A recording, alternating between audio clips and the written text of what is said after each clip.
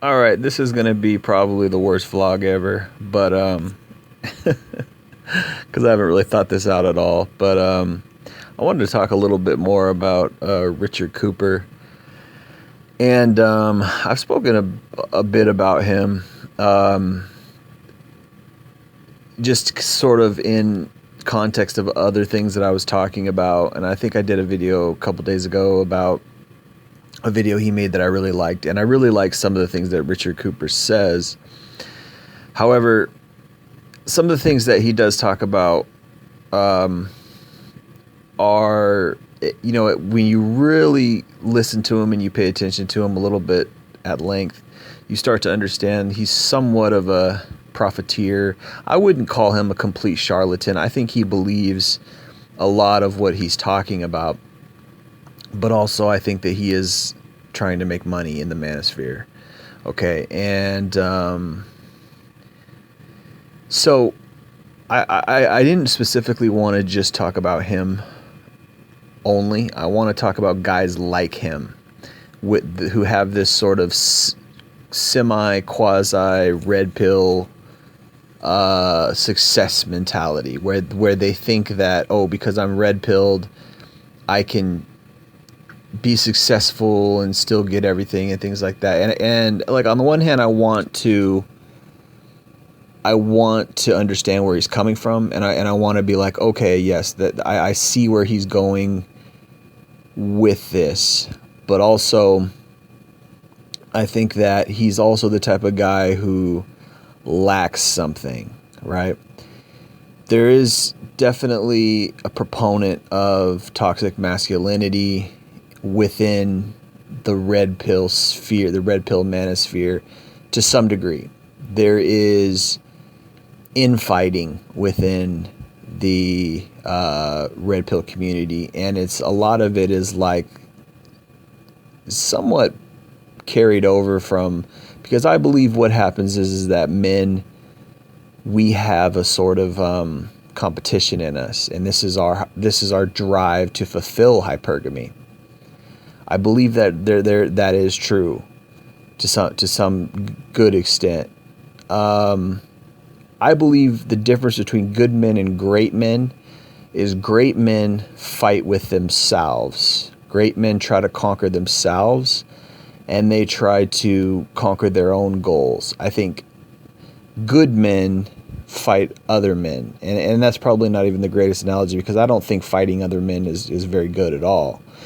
But I think that they do it for a noble cause, because they believe that if they're in competition with others and they somehow win this competition, that they are somehow furthering their seed somewhat, blah, blah, blah. But I think that's a very selfish motivation. But I think there's a lot of men out there like that. Now, many of those type of men, they fancy themselves as red pillars. They fancy themselves as manly men and masculine men, and they fail to see their own weakness. They fail to see their own anti-strength, because I don't think it's strength to fight with other men. I don't think it's strength to compete in that sense. I think that it's stronger to try to lift up your fellow man. I think that it's stronger to help others. I think that's what really makes a real alpha. And I think people like Richard Cooper and someone like Richard Cooper, at their core, they don't fundamentally understand that. And you can tell, you can just sense it in them. There's a very type of subtle selfishness there. And I'm not too mad at it. I don't blame it so much, because I believe guys like that think that they have to be selfish. I think guys like that believe that they need to be, self-preserving insofar as me, because they believe it's all part of their hubris, that it's all part of their essence as a quote-unquote masculine man, that they believe that being stronger than other men, or in competition and winning out over other men, whether they're making more money or they're doing better in life or whatever it may be, they believe that somehow is noble, and that somehow is for the greater good or their greater good. And I think deep down what it is a lot of these guys really believe in evolution. They really believe in Darwinism. They really believe in the strong will survive and the fittest will get to pass on his genes. And at the core, this is what these guys kind of think.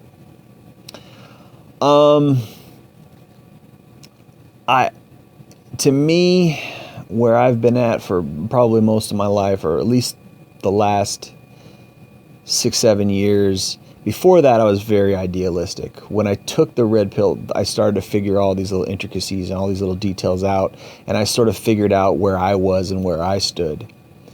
And to me, I would rather my genes die off than to settle for a subpar woman. I would rather, be single than to, lose my standards or lower my standards.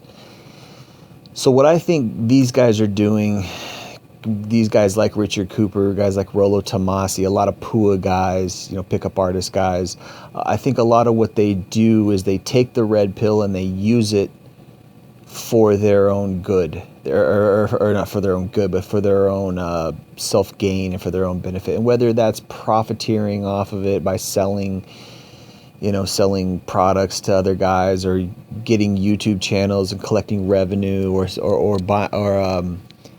selling books and having guys buy their books. I think that it's all part of that grift. Now, like I said, I think that these guys believe a lot of stuff that they talk about. The difference is that you can tell that they've got a lot of self-preservation in them, and you can tell that they've got a lot of competition in them, and you can tell that they are profiteering. And the problem with this, I think at its core, is that a lot of them don't really care about other men.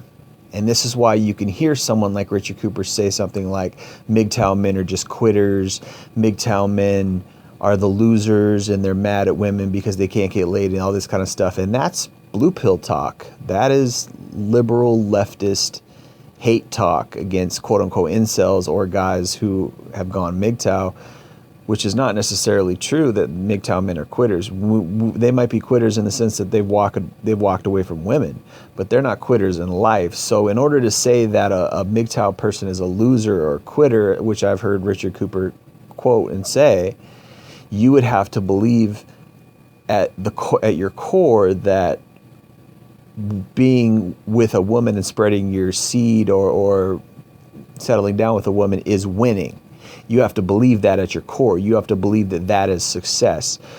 In order to say something like MGTOW men are losers for walking away for women, that implies that the prize is women. And this is what you'll see when you have these so-called red pill guys, such as Richard Cooper, such as Rollo Tomassi, is they will have all this great red pill talk that they'll talk about, and they'll write about it in their books. And they'll say all this great stuff. And I appreciate them insofar as they are spreading those truths.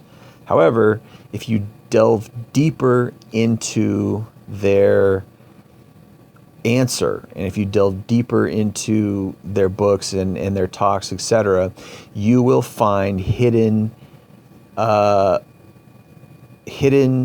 wouldn't say blue pill narrative, but you will find hidden, how do I put it? Hidden things that are related to women, okay? Such as Richard Cooper and Rollo Tomassi say things like, stay on your purpose, stay to be successful, and then you can find a woman who is, who will be successful along with you, or keep your masculine frame so that the woman doesn't lose interest in you, and certain things like that. These things sort of belie the fact that these guys at their core still really believe that they can find a quality woman, and they can find a woman that,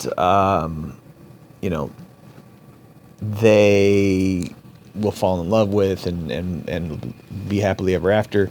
So that's contradictory to a lot of stuff that they preach, which is red pill terminology, right? So you can, on the one hand, say, I believe all this stuff about women, hypergamy, female nature, and and then at the same time play into it by saying, oh, well, once you're successful, then you'll get a higher quality woman. How so? A higher quality woman is going to love you no matter what. A high quality woman is going to love you when you're unsuccessful. That's the mark of a high quality woman. Not that, oh, now that you got money, you can attract a higher caliber woman. I mean, sort of, in a way, she'll be higher caliber, but she'll be higher quality insofar that she's a more demanding gold digger than most women. Her hypergamy will be more peaked up, right? So that doesn't make sense. And I'm not saying that I disagree with the fact that people can't find love. I'm not saying that I disagree with the fact that men can't find a woman who loves them despite their poverty or despite their lack of a great career, etc. You can. I just think it's very rare. But then on the other hand, I'm not here selling anything. I'm selling nothing. I have no books. I'm not. My YouTube channel isn't monetized, so I'm not benefiting in any way. Right? So for someone like Richard Cooper or someone like Rollo Tomassi, etc., all these pool guys, etc., to come in and utilize the red pill, but then not really stay loyal to the red pill, or at least, kind of contradict themselves when they talk about hypergamy, and then they turn around and play into it by saying, oh, be successful, then you can get a higher quality woman. And then also for them to call out men and say, oh, you guys are just quitters or this, that, and the third. These are the type of guys who you got to watch out for, in a sense. Now, like I said, I think that the way that the truths that they're spreading and some of the things that they say is great, fantastic, as far as at least just spreading the red pill truth. And, what gets through. But then on the other hand, it's what are you really teaching? Are you teaching, okay, well, men need to be stronger and this, that, and the third. Why? So they can go out and play into hypergamy more. So that there's definitely some confusion there. Do they do that on purpose? Are they leftist spies? Are they liberal white knight feminists in disguise who are using the red pill? I don't think so. I think they just don't have it fully thought through, in a sense, or they're playing some type of game in order to be, in order to reap the benefits and the profits from the manosphere. I think it's probably the latter. And I think that they do believe in a lot of things that they're talking about. However, they're holding on to this kind of childish, immature, young man alpha mentality where, like, oh yeah, I'm gonna beat out the other guy, and then that means I'm the winner, and I'm going to make the most money and drive the coolest cars, and that makes me somehow superior. I think a lot of these guys in their mind, they think they're superior, they think they're alpha. A sure sign that you're not an alpha is if you think you're an alpha. A sure sign that, or at least a good indication that you probably are an alpha, is if you don't think that you're that great, but you still try, and you still try to help others, and you are, probably a lot more self-sacrificing than, being so selfish as to take money from others, etc. Like, I see a lot of good examples of guys who could really be alphas in the red pill manosphere. Guys who are putting out free content, they're not charging for their content, or guys who just have a bit of a different attitude. A lot more humble attitude. I would say the top two, in my opinion, the top two characteristics of a real genuine alpha is a guy who's, number one, humble, okay? And number two is he's looking out for others, and he's not selfish. He's trying to help others, and not in a selfish way, right? He's not trying to profit off of others. He's just genuinely trying to help others. That's somebody who I believe is a lot more alpha than a lot of these guys come across as. Even though at the end of the day, I don't even really like using those terms a whole lot, but I can tell somebody like Richard Cooper, probably thinks he is, or has that sort of mentality that, oh, you got to be an alpha in order this, that, and the third. And it's just that type of attitude, I think, is dangerous. That type of attitude isn't really helpful, particularly if you have a channel that's profiteering off of men who are suffering, men who are going through a hard time, men who are unfortunately having a hard time with the red